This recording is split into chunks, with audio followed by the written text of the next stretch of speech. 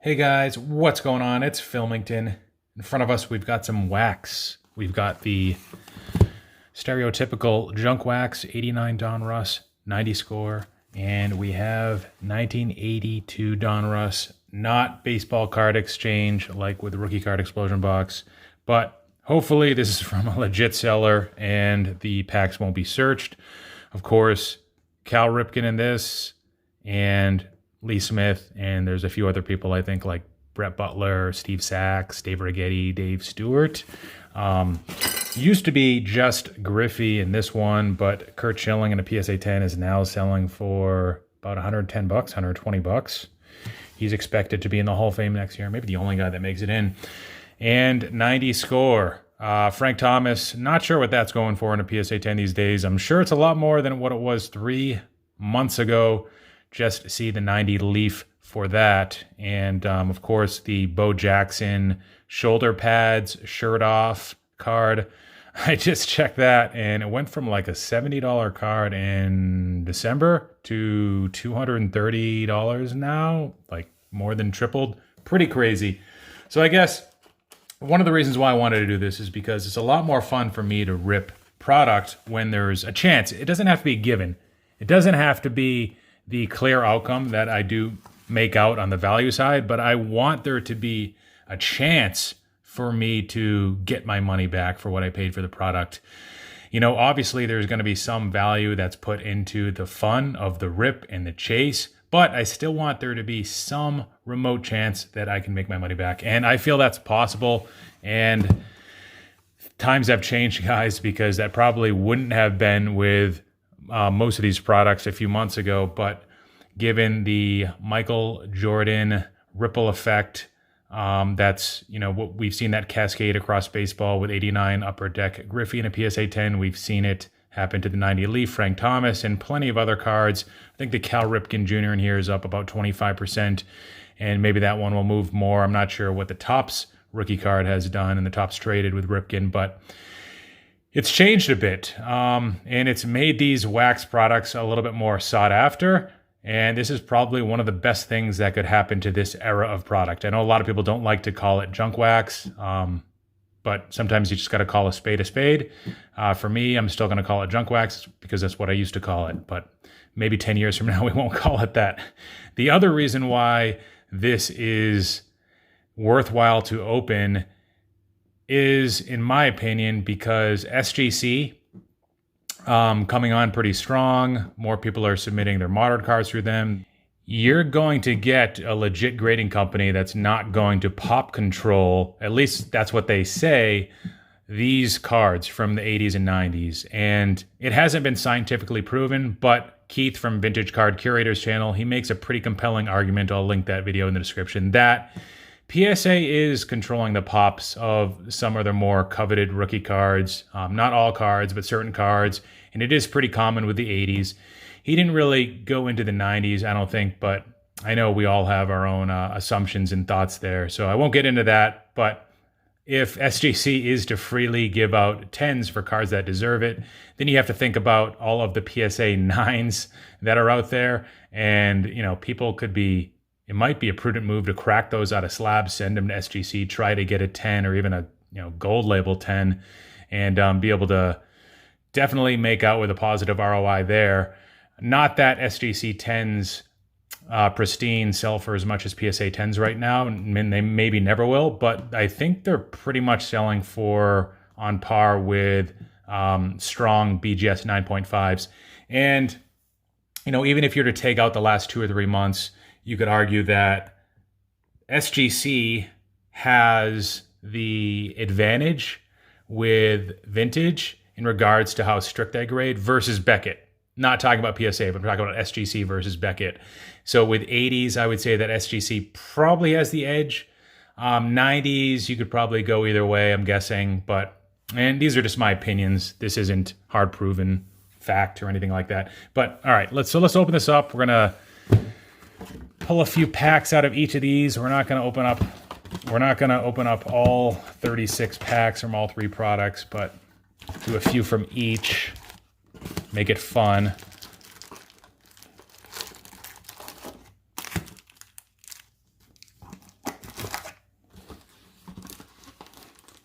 And just for the record, we're really not looking for Griff here. We're looking for Schilling because this was part of a case that I purchased over a year ago, 89 Donruss. And all of the Griffies from the six boxes that I opened, they look exactly the same, and they all have the same print dots. They're all similarly off-centered, left to right. They're all, PSA 7s or under, basically.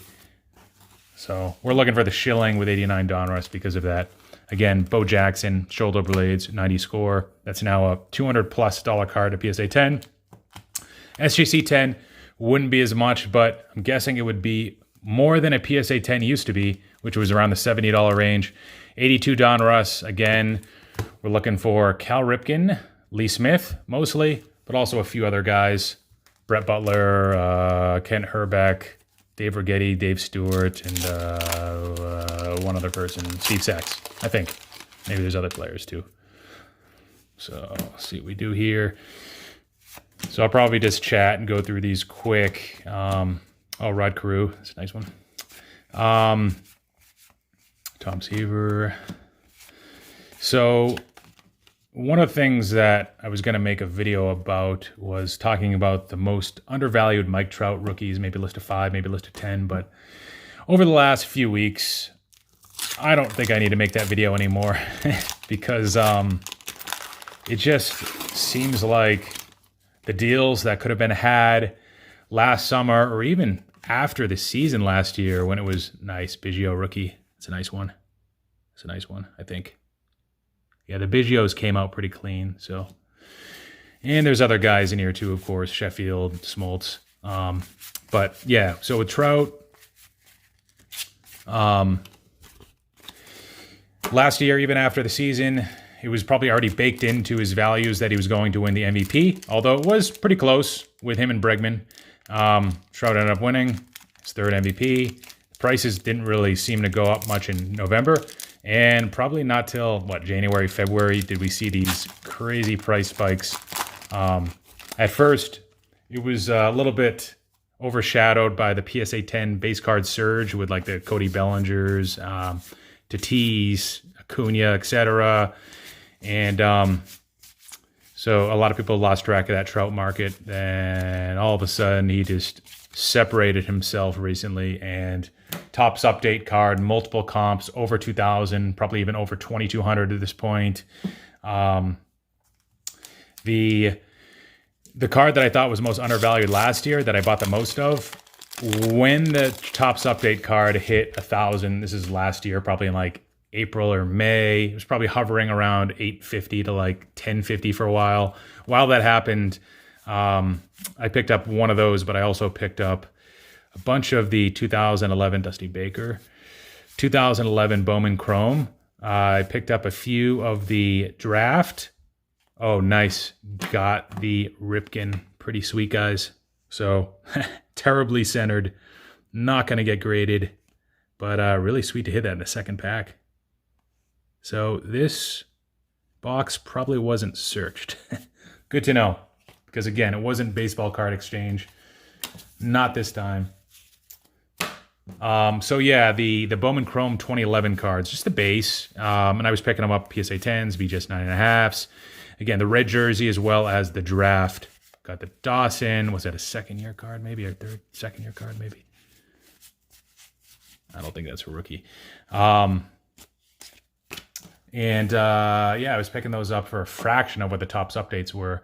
And I picked up some other cards, the Topps Heritage, the Minor League, the regular one from 2012 that doesn't have RC logo on it. Some people didn't consider it a real rookie till basically last year. And apparently this year again too, when it doubled. Topps Finest from 2011. There were a lot of cards that were good bargains back then, guys, when the Topps update cards started to go nuts. And flash forward to today, the Topps Finest maybe hasn't fully adjusted yet, but you look at 2010 base Bowman Sterling, the Bowman's Best from 2011, a lot of the autographs, like the 2009 Bowman Sterling autograph, the card that's got the white background, a lot of those cards have doubled in a year, or if they haven't, they've come close. The Topps update parallels the gold, cognac, the diamond, the Walmart blue. It's just gotten pretty crazy, guys. So at this point, there are very few, I would say, Trout rookie cards. Talking the commonly listed, commonly sold, commonly found Trout rookies, relatively. Of course, you have like variations with like the Bowman Chrome. I don't know a whole lot about those in regards to, you know, recent comps and if they're decent buys at this point. But like, if you're to target a on-card or just an autograph, a certified autograph rookie that's numbered of his, you're not going to be able to get it for under 4,000. I'm pretty sure that's a fact. And in like gem mint condition. It's crazy, crazy, crazy. So I would say at this point, there's not a whole lot of buying opportunities. You can't expect his stuff to go up 70% each year. So at some point, he will be undervalued. And it's not that the prices of today will go down. It's that other players will go up and maybe he... Remember, guys, I mean, he's not done yet, so he could win another MVP. That would help. Bill Buckner. And we're talking rookie cards, so there could be some other opportunities with him right now. I just don't know about. You start to think about, like, what would the next cards to invest be? And Panini Prism 2012, that card is crazy right now. Well, he still has some cards from like 2012, like 2012 Topps Chrome, 2013 Topps Heritage. Some of the cards with like the cups on them or second or third year cards. Those could be decent acquisition targets, I think. I know with 2013 Topps Heritage, he's got like a black refractor in action. Topps Chrome, he's got multiple refractors. And those are probably pretty tough pulls too. And the product is pretty expensive. 2012 Topps Chrome. Good luck getting that for under 300. You're not gonna be able to find it. I just checked. And then he's got the 2013 flagship cards. He's got the sliding with the rookie cup on it. He's got some minis. He used to own one. Probably should have kept it. Then he's got a bunch of, you know, the stuff from like the high-end products.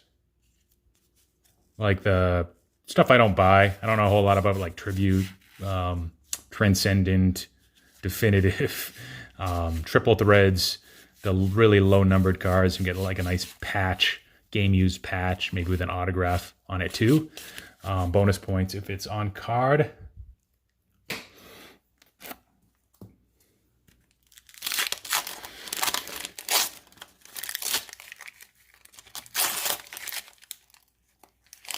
And interestingly, his Holy Grail card was, in my opinion, one of the last ones to catch up to everything else. The 2009 Bowman Chrome autograph.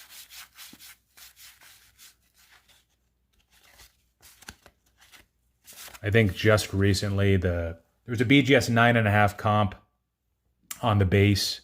Bowman Chrome Auto, again, 2009. That sold for, it might have been a record for that card. It was about $17,000 in auction. It was Probstein, sorry.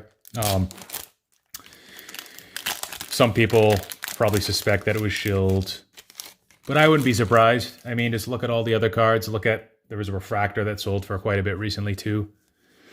A little bit more, but if you're using the multiplier, you know, the refractor was a better deal, I guess. Movon rookie, it's nice.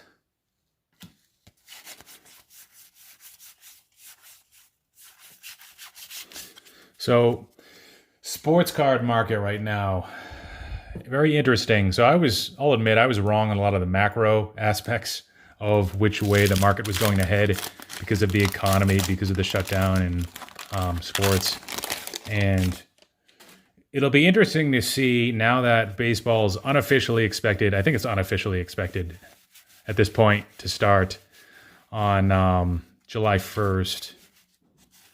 It'll be interesting to see what happens with card prices because everybody knows there's been a huge historic run up in card prices from all eras. Some more than others, but Generally, it's been a very, very positive trend. And it can be pointed to a few factors. And those factors, like people not going outside, got 2 of these in a pack. That doesn't seem right. Oh, well, it was a very thick pack. People not going outside and people not being able to partake in other hobbies and people being bored and sports gamblers not having any other outlet to kind of get that high, for lack of a better term.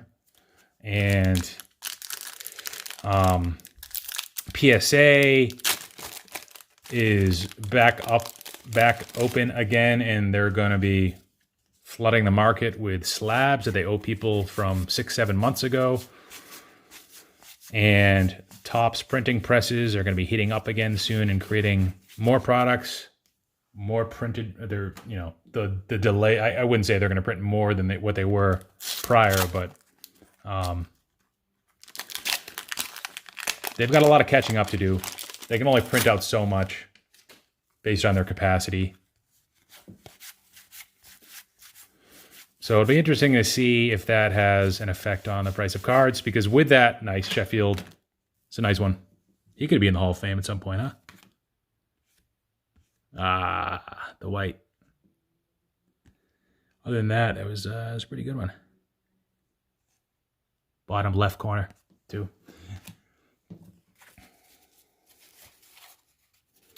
Ricky.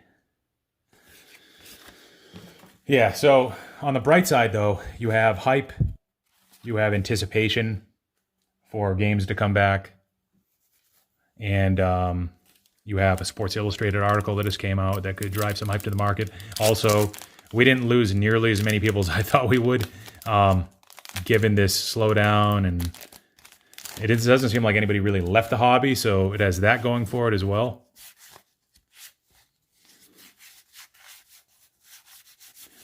And, I mean, if there was any, like, dry up in supply, Sosa rookie. If there's any dry up in supply for, like, breakers to not be able to satiate their clientele with nonstop rips, then that will end.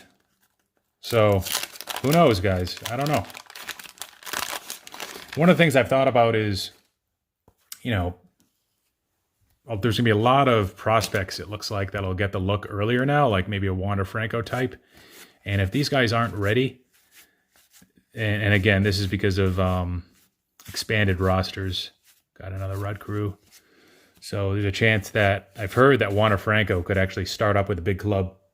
I don't know. I mean, he doesn't have any minor league experience above A ball, so his chances of succeeding go way down versus if he had developed the normal way and progressed through the entire minor league system, at least through Double A. Very rarely do players make the jump from Single A to big leagues. Wait, did Juan Soto do that? He didn't spend much time in minor leagues. Somebody fact check me on that one. I'm not sure. But most do not make that huge leap. So that'll be interesting to see with, with Luis Robert.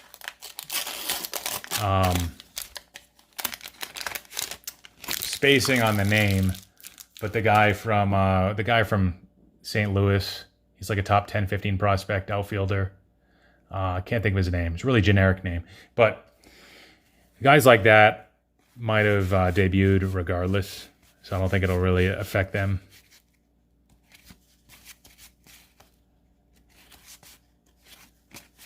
Joe Adell's another one that'll probably start up at the club, you'd think.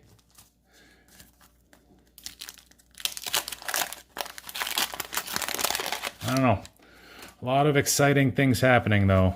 And I think if baseball is one of the few sports that's actually on, that's going to help too.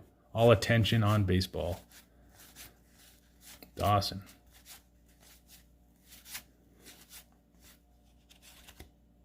And the good news about all of the Dave Stewart rookie.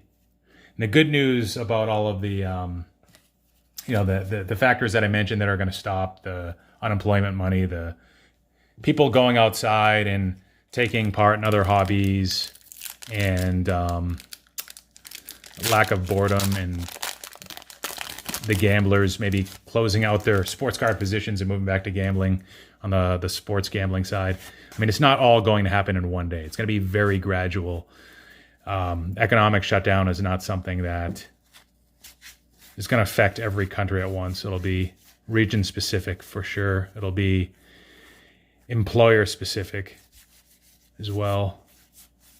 All right. Probably missed a bunch of cards because I was talking, rambling, but I guess highlights. We got an off-centered Cal Ripken.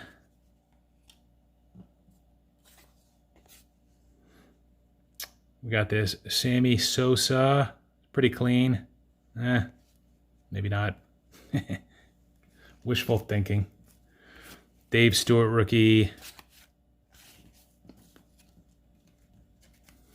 It's Gary Sheffield. Clean card, except the bottom left corner in this print dot here. Move on. So not a whole lot. Oh, and the Craig Biggio.